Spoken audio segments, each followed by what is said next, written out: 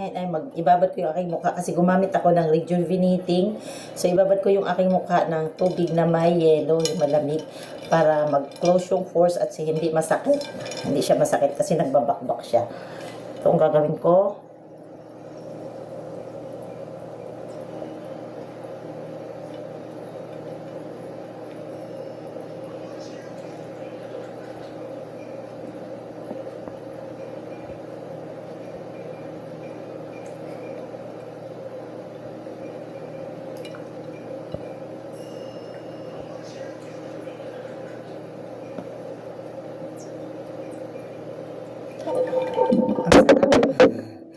Sarap sa mukha.